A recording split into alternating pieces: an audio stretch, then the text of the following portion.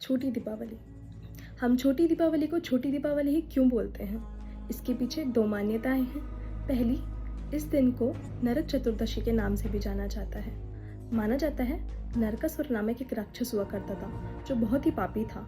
उसने अपने समय में बहुत पाप किए। एक दिन की बात है कि उसने 16,000 स्त्रियों को अपना बंदी बनाया। उसके पाप का घड़ा भर गया और स्वयं विष्णु भगवान ने उसका वध किया, जिसे सच्चाई की बुराई पर जीत के रूप में हम मनाते हैं। दूसरी मान्यता यह है कि इस दिन यम दीपक भी जलाया जाता है। यम दीपक जलाने के पीछे क्या कारण है? यम दीपक जलाने के पीछे एक कहानी है। माना जाता है एक राजा हुआ करता था जिसका नाम था हेम।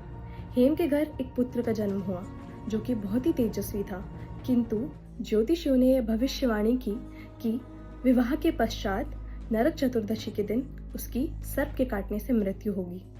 राजा बहुत चिंतित था, किंतु कुछ वर्ष बीते, उसका विवाह भी हुआ और उसकी पत्नी को यह भविष्यवाणी ज्ञात थी।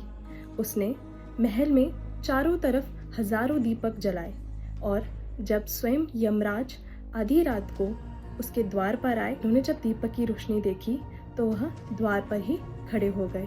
वह हो गई और मृत्यु का समय भी टल गया और राजकुमार की जान बच गई।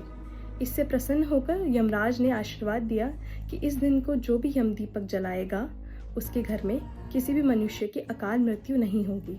इसलिए ये मान्यता मानी जाती है कि जो भी दक्षिण दिशा में दीपक जलाता है उसके घर में किसी की भी अकाल मृत्यु नहीं होती। और वर्षों से हम इस प्रथा का पालन करते हुए आए। जय श्री राधे।